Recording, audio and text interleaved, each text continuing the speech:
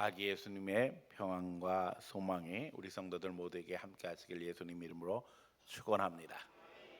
우리 옆에 있는 분들과 인사하기 원합니다. 12월의 인사는 메리 크리스마스입니다. 옆에 있는 분들하고 함께하죠. 메리 크리스마스. 예, 메리 크리스마스.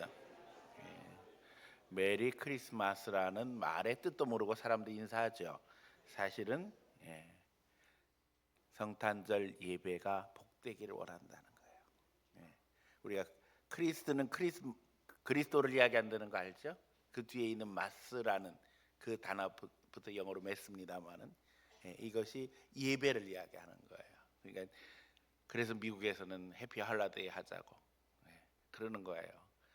행복한 휴일이 되기를 원한다는 거죠. 그러나 예수 없이 행복할 수는 없는 줄 믿습니다. 12월 성탄의 달 아기 예수의 평안과 소망이 우리 모두에게 있기를 원하고 예수님을 더욱 묵상하는 가운데 주님께 더 가까이 나갈 수 있는 우리 성도들 되시기를 축원합니다. 한 주간 내내 성탄 트리를 준비하느냐고 바쁜 한 주간이었습니다. 우리 교인들하고 함께 경찰서 가서 예배 드리는데 경찰서 예배당에 크리스마스 트리도 만들고 또 노비에 이제 장식하는데 노비에 세울 크리스마스 트리도 또 준비하고 또 그 다음 날 또 우리 교회의 외부 트리 그제 어제 또 우리 집사님들 그냥 뭐 월차까지 내 가지고선 모여서들 하고 어제는 우리 또 청년들이 이렇게 또 우리 크리스마스 트리를 예배당에는 만들었습니다.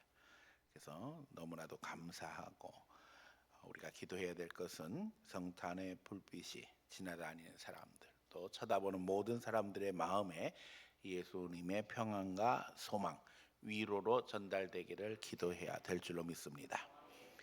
교회는 증축과 함께 이제 새로운 외관이 완성되어지고 또 거기에도 새로운 조명이 추가되어서 아마 우리 교회는 1년 내내 그냥 메리 크리스마스 해야 되지 않을까.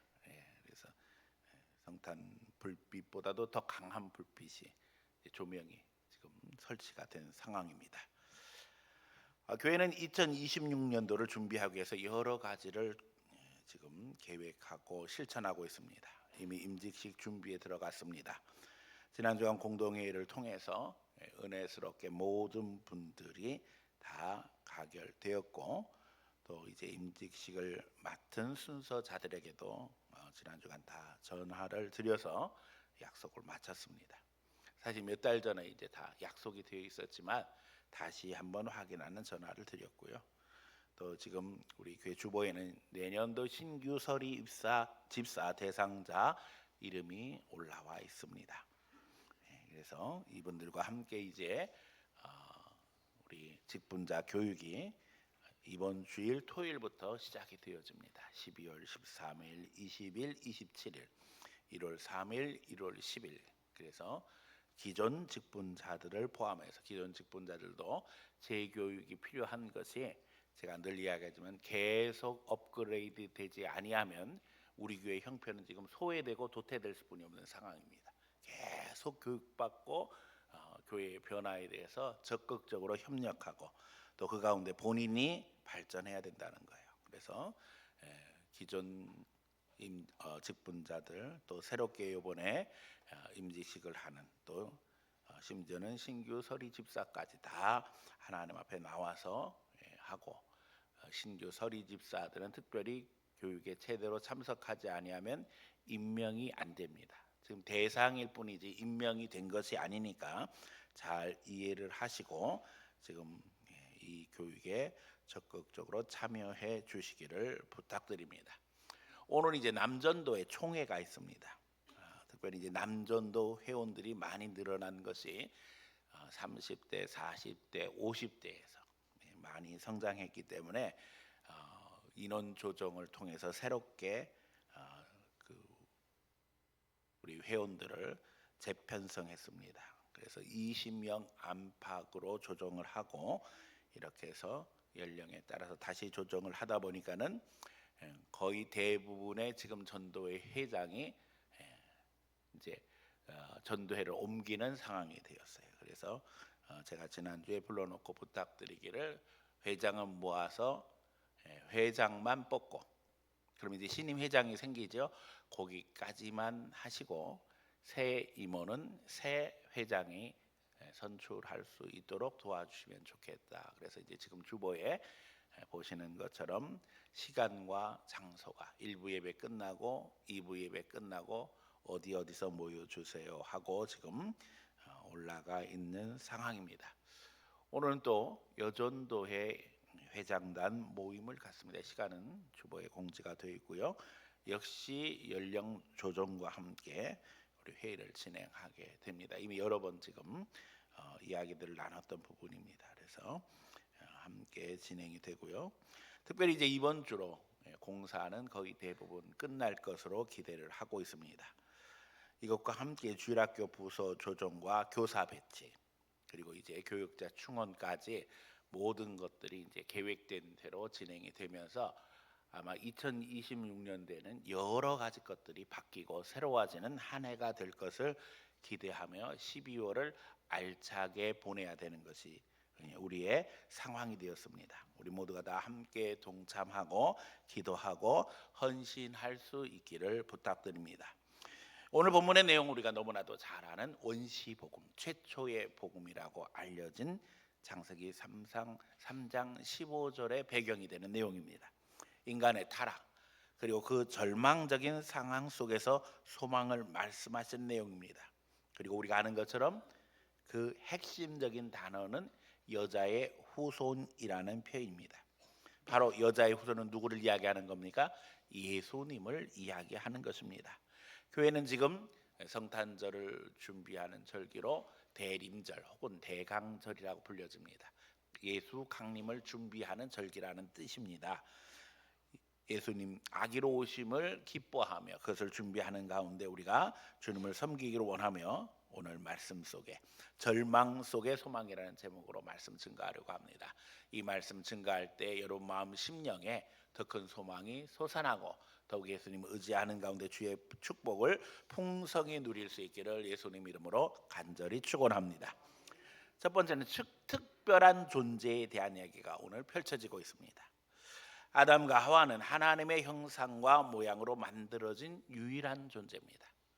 인간의 존엄성에 대해서 성경은 분명하게 이야기하고 있습니다. 그래서 신학자들은 인간을 창조의 면류관이라고 이야기합니다. 가장 아름답고 가장 존귀한 존재로서 인간은 창조되었고 하나님의 권위를 대신해서 천하 만물을 지배하고 또 생육하고 번성하도록 하나님의 축복을 받았습니다. 그리고 이제 하나님의 형상과 모양으로 만들어진 인격적인 존재로 하나님께서 증거를 주셨는데 그것이 자유입니다. 그리고 이제 우리가 아는 것처럼 동산에는 선악과와 생명나무가 있어서 신호등과 같은 역할을 하게 되었습니다. 많은 사람들은 선악과 이야기만 알죠. 그러나 에덴 동산에는 우리가 잘 읽어보면 선악과만 있는 게 아니라 생명나무도 있었습니다. 선악과는 빨간 신호등 역할을 합니다. 또 여기 생명과는 초록불 역할을 합니다.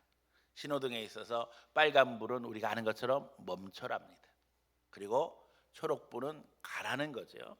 그 신호를 잘 지킬 때 모두가 다 행복하게 질서를 잘 유지하며 살 수 있습니다. 하나님은 선악과를 세워놓으심으로 말미암아 우리가 지켜야 할 질서에 대해서 가르쳐 주셨습니다. 그러나 여기에는 자유가 있습니다. 빨간불을 택하든 초록불을 택하든 그건 자유입니다. 하지만 선택에 따른 대가는 자기가 감당해야 되는 것입니다. 하나님께서 이렇게 신호등 역할을 하는 선악과와 생명나무를 만들어 놓으신 이유는 분명합니다. 어떤 분들은 그렇게 이야기해요. 애초에 하나님 만들어 놓으시지 않았으면 타락도 없었을 것이고 우리가 하나님의 저주 가운데 들어가는 일도 없었을 텐데, 그런데 그 이유가 뭐라고요? 하나님의 우리에게 뭘 주신 증거라고요? 자유를 주신 증거입니다. 우리는 인격적인 존재이기 때문에 하나님이 우리와 인격적인 교제를 하기 위해서 우리를 인격적인 존재로 만드셨고 그 증거로 자유를 주셨던 거예요. 그래서 하나님의 질서 속에서 이 법을 잘 지키면, 마치 우리가 지금 운전을 하면서 교통 질서를 잘 지키면 모든 사람들이 다 안전하게 살아갈 수 있는 것처럼 하나님은 계획하시고 우리에게 말씀하셨다는 거죠. 하나님은 이미 아담과 하와에게 분명히 경고하셨고 말씀하셨습니다. 그리고 하나님이 금지하신 것을 행하게 되어지면 반드시 그 대가를 치르게 될 것도 말씀하셨어요. 지금도 마찬가지입니다. 빨간 불에 그냥 앞으로 나가버리면 사고가 납니다. 그리고 그 사고의 결과는 치명적이죠. 하나님이 금지하신 선악과를 먹는 날에는 어떤 일이 벌어진다고요? 죽는다. 오늘도 마찬가지입니다. 성경은 인간을 위한 매뉴얼입니다. 여러분 전자제품 사면 사용 설명서를 줍니다. 그리고 그 사용 설명서 뒤에는 뭐라고 되어 있어요? 사용자의 부주의로 인한 고장은 책임지지 않는다는 거예요. 보상하지 않는다는 거예요. 근데 우리는 매뉴얼을 잘 안 읽어요. 비싼 제품을 사고도 그냥 기본적인 프로그램만 사용해서 차라리 그럴 것 같으면 보급하기 위해서 저렴하게 만든 모델 사도 사용해도 상관없는데, 그렇죠? 그러니까 인간이 사람 삶을 비싼 대가를 지불하고도 저렴하게 살고 있는 거예요. 성경은 매뉴얼이 읽으면 여기서 하나님이 주시는 지혜를 얻고 평안하고 행복하게 살 수 있는데, 이걸 안 읽고 저렴하게 사니까는 인생은 어떻게 해요? 자꾸 고장이 나는 거예요. 하나님은 우리에게 선택의 자유를 지금도 주고 계십니다. 무엇을 행해야 되는지 행하지 말아야 되는지 가르쳐 주고 계셔요. 우리가 하나님의 명령을 거역할 수도 있습니다. 그러나 성경은 분명히 이야기합니다. 대가를 피할 수 없다는 겁니다. 종교개혁 이후 기독교는 이 자유를 신앙에 있어서 아주 중요한 핵심 진리로 깨달았고, 진리를 알지니 진리가 너희를 어떻게 하게 하신다고요? 자유케 하신다고 그랬잖아요. 내가 곧 길이요 진리요 생명이니 나로 말미암지 않고는 아버지께로 갈 자가 없다고 그러셨어요. 진리는 곧 누구를 이야기하는 거예요? 예수님을 이야기하는 거예요. 예수님을 알면 예수 안에서 자유를 누릴 수 있다는 거예요. 이 말씀 무슨 말씀이에요? 하나님이 원하시는 것을 선택함으로 말미암아 하나님의 축복된 삶 속에서 살아가는 길이 예수님을 알고 예수님 뜻대로 실천하는 길이라는 거예요. 그래서 우리는 이 자유의 진리, 이것이 기독교의 핵심인 줄 알고 신앙생활하고 있습니다. 그러나 때때로 어떤 이들은 자유를 방종과 착각함으로 말미암아 하나님이 주신 자유를 빌미로 방종하게 행동해도 된다고 착각합니다. 더욱이 어떤 이들은 자유를 방해하며 간섭하며 압박합니다. 폭력을 행합니다. 이 모든 것들은 다 범죄입니다. 더욱이 마귀는 늘 불신앙의 틈을 타고 들어와서 잘못된 길, 잘못된 선택으로 우리를 끌어들이려고 합니다. 목표는 분명합니다. 지옥으로 끌고 가는 것입니다. 그런데 죽어서 지옥 가는 게 문제가 아니라 당장 잘못된 선택을 하게 되어지면 그 즉시, 오늘 본문에 있는 것처럼 아담과 하와가 즉시 죽음에 이른 게 아니에요. 즉시 괴로움과 고통이 시작됨으로 말미암아 죽어서 지옥이 아니라 살아서 지옥을 체험하게 된다는 거예요. 지금도 똑같습니다. 가정에서나 교회 안에서나 국가적으로도 마찬가지라는 거예요. 그러기에 우리는 자유 속에서 하나님이 진짜 원하시는 것이 무엇인가를 기도하며 분별해야 합니다. 그리고 그 결과를 자기가 책임져야 합니다. 하지만 현실은 그렇지 않습니다. 인생은 잘못된 선택을 하고도 책임지려고 하지 않습니다. 떠넘기기에 바쁜 것이 우리의 현실입니다. 왜요? 이미 인간은 타락한 존재가 됨으로 말미암아 하나님의 형상과 모양은 점점점 사라지고 마귀 지배 속에서 잘못된 선택을 습관적으로 반복하면서 불신앙이 우리의 생활 패턴이 되었기 때문이라는 겁니다. 여러분 깨달으며 이제는 예수 믿었기에 불신앙이 아니라 신앙을 향해서 날마다 한 걸음씩 더 가까이 나아갈 수 있는 성도들 되기를 축원합니다. 오늘 깊이 생각할 것은 그러게 두 번째, 비참한 존재의 모습이라는 거예요. 잘못된 선택 후에 그들은 절망적인 비참에 빠져들게 되어집니다. 하나님을 피합니다. 자신들을 가리기 위해서 노력합니다. 그리고 책임 전가합니다. 하나님의 자녀로서의 존귀함은 사라지고 그들의 위치는 저주 아래 있게 되어집니다. 이것이 인간이 거듭나야 하는 이유입니다. 성경에서 거듭남을 강조하는 이유가 여기 있는 거예요. 왜 우리는 거듭나야 하는 존재인가? 거듭나지 아니하면 마귀 저주 속에 오늘 아담과 하와의 범죄를 계속 반복하면서 그 수준에서 살아감으로 말미암아 서로 욕하고 비난하고 핑계대고 속상해하고 그렇게 살아갈 수뿐이 없는 존재라는 거예요.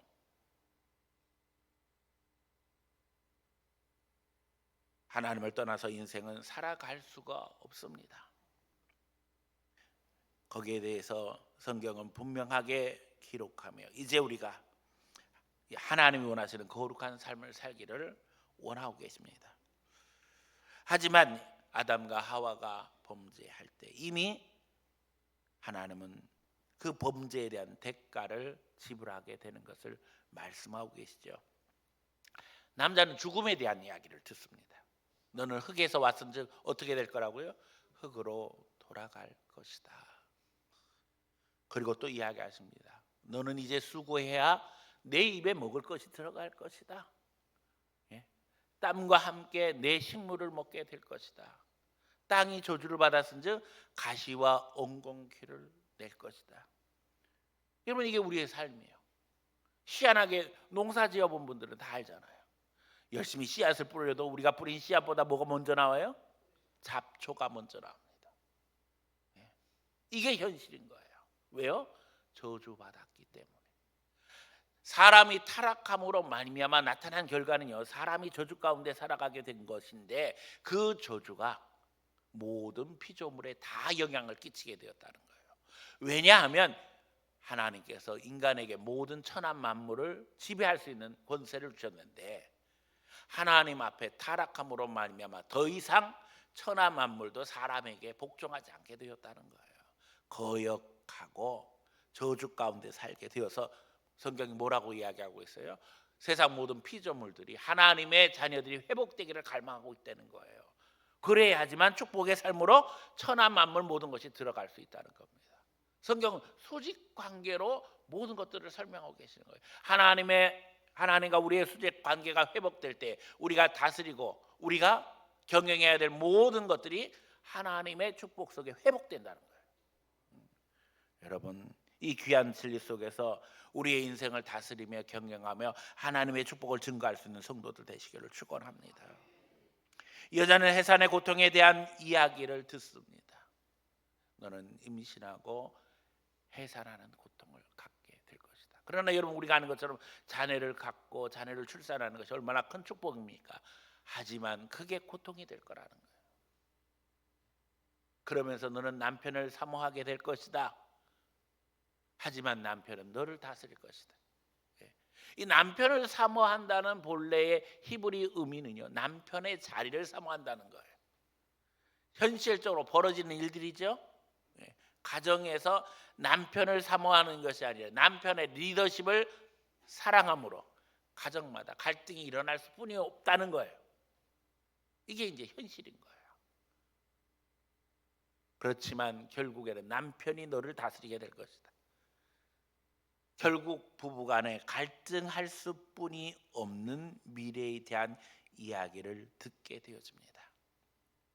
아담은 하나님을 피해 동산 그늘에 숨습니다. 그러나 하나님을 피할 수 없습니다. 하나님은 찾으십니다. 아담아, 네가 어디 있느냐? 오늘도 하나님은 우리를 찾고 계십니다. 하나님은 우리의 모든 것을 다 알고 계십니다. 게다가 범죄한 아담은 무화과 나무 잎으로 자기 몸을 가립니다. 여러분, 나무 잎은 마르면 어떻게 되어져요? 부서집니다. 부서지면 가릴 수 없어요. 한계가 분명한데도 불구하고 인간은 그 한계가 분명한 노력을 통해서 어떻게든지 자기를 가리려고 애를 쓰는 거예요. 금세 다 드러날 텐데. 연약한 이파리에 자신을 의지하는 안타까운 모습입니다. 오늘 우리의 모습이 이와 같지요. 게다가 핑계를 댑니다. 너 왜 그 먹지 말라 한 선악과를 먹었느냐 그랬더니 뭐라고 이야기해요? 하나님이 주신 그 여자 하와가 갖다 따 주었습니다. 누구에게 핑계를 대요? 하와에게? 아니, 하와 누가 주셨다고요? 하나님이. 그러니까 하나님께 핑계대고 주위의 아내에게 핑계대고 사람에게 핑계대고, 이게 인간의 모습인 거예요. 절망적이죠. 오늘도 인생은 잘못된 길을 선택하며 자신의 잘못은 인정하지 않은 채 핑계대기에 바쁩니다.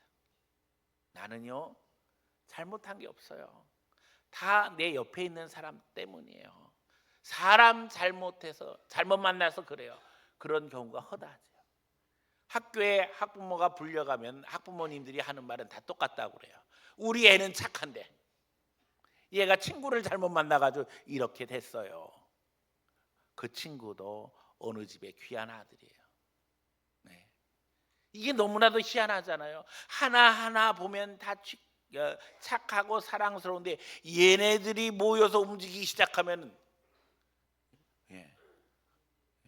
범죄 집단처럼 행동하는 걸 보게 되죠. 도대체 이 힘이 어디서 오는가?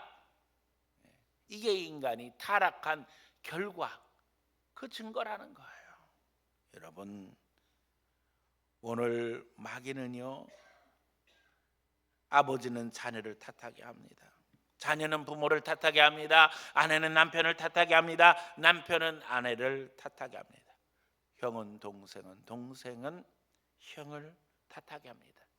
그리고 그 틈을 타고 들어와서 우리를 속상하게 합니다. 근심하게 합니다. 그래서 절망적이라는 이야기를 하는 거예요. 세상에 누구를 바라봐도 소망은 없습니다. 하지만 인간이 살아가면서 소망이 없다면 하루하루의 삶을 어떻게 살아갈 수 있겠느냐고요. 우리의 돌파구가 필요합니다. 성경은 그 유일한 돌파구로 예수님을 말씀하십니다.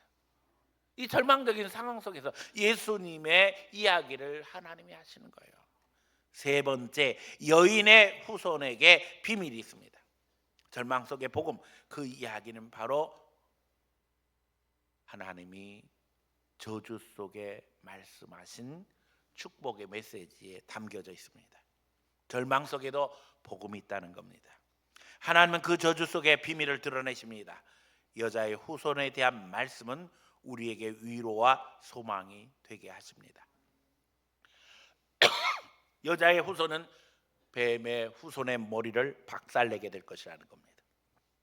이 말씀은 바로 하나님의 아들이신 예수님에 대한 약속입니다. 그리고 이제 가죽옷을 입히심으로 범죄자를 가리기 위한 희생의 진리를 가르쳐 주십니다. 예수님은 우리를 위해 이 땅에 오시고 대가를 지불하심으로 말미암아 자유를 회복하셨습니다. 예수님이 여자의 후손이 되셔서 이 세상에 오셨습니다. 그는 동정녀 마리아에게서 나셔서 우리의 대표 마지막 아담이 되셨습니다. 그리고 이제 우리의 모든 죄를 십자가에서 대속하셨습니다. 그분이 낮아지심으로 우리가 높임을 받게 되어지고, 그분이 죽으심으로 우리가 살게 되었습니다. 그분이 십자가에 죽으심으로 우리는 죄 용서를 받게 되었고, 그분이 부활하심으로 우리는 하나님의 자녀로 살게 되었습니다. 이게 복음입니다. 이게 소망입니다.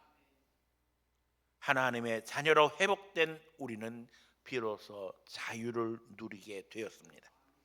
다시는 이 자유를 빼앗겨서는 안 됩니다. 진리를 알지니 진리가 너희를 자유케 하리라 했습니다. 우리 칼빈주의자들은 그러기에 이 진리를 위해서 목숨을 내어놓는 것도 겁내지 않으며 신앙을 지켜왔습니다. 칼빈의 후예들은 이 진리를 알기 때문에 신앙을 지키기 위해 순교의 길을 마다하지 않았습니다.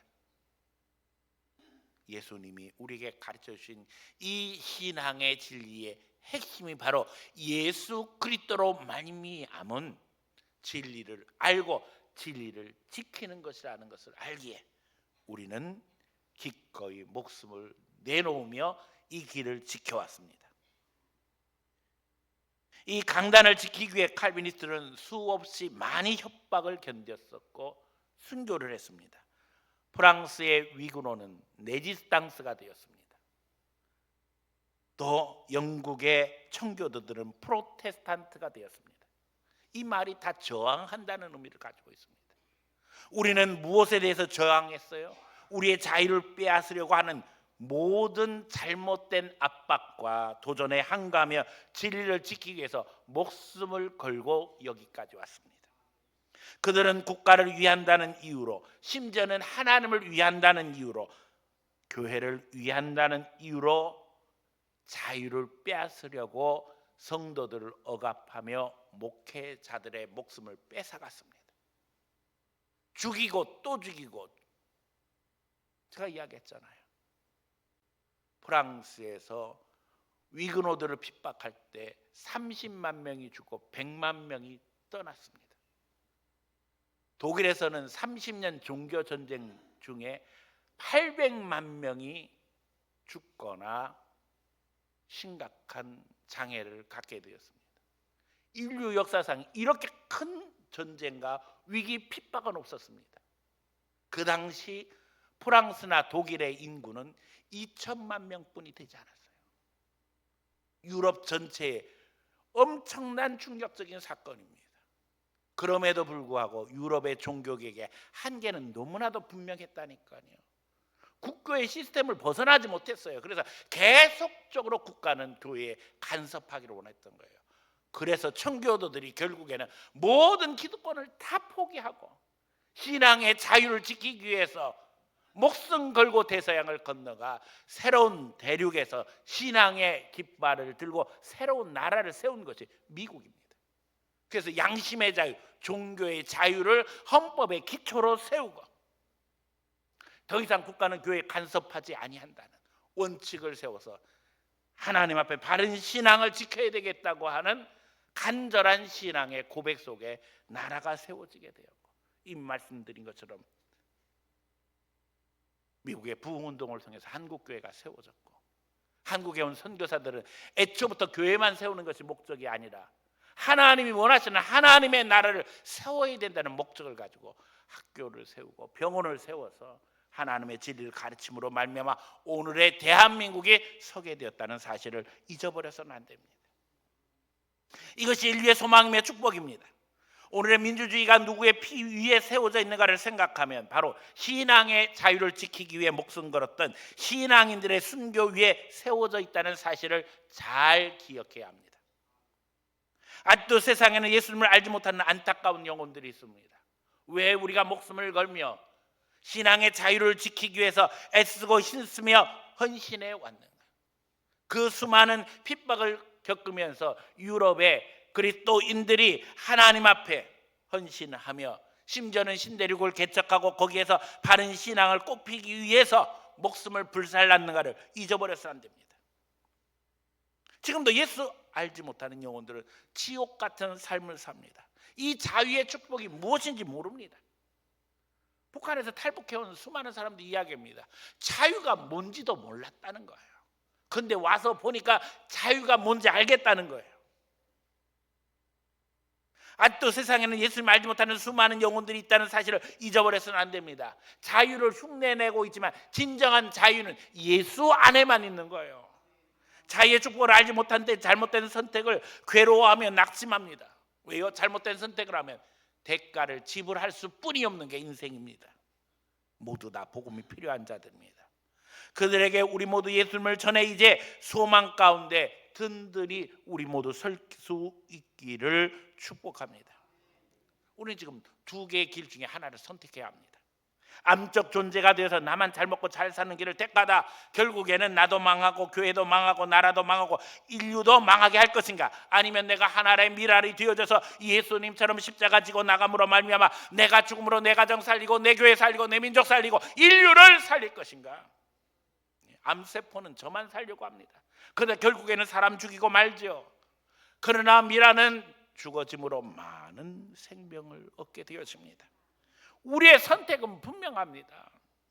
성탄절 이 땅에 우리를 위해서 자신을 내어준 예수님을 묵상하며 결단코 낮아져 예수님을 따르는 성도들 되시기를 축원합니다. 죽어지고 또 죽어져야 합니다. 삶 속에서 우리의 욕심, 우리의 자존심 다 내려놓기 바랍니다. 아기로 오신 예수님을 묵상하며 그 마국간에 예수 그리스도의 정신을 기억함으로 다른 이들을 섬기며 베풀며 용서하며 인내할 수 있는 성도들 되시기를 축원합니다. 삶 속에서 들리신 예수님의 말씀, 그 방법을 실천하며 우리가 작은 등불, 작은 빛이 되기 위해서 나를 태우고 희생할 수 있기를 축원합니다. 우리의 선한 행실이 다른 사람들에게 감동을 주고 사랑을 주는 거룩하고 복된 성탄의 계절이 되어져서 주의 많은 사람들의 감동을 나눔으로 우리 예수님께서 말씀하신 것처럼 우리의 선한 행실을 보고 주의 영혼들이 하나님 앞에 돌아오는 거룩한 통로로 세움받을 수 있기를 예수님의 이름으로 간절히 축원합니다.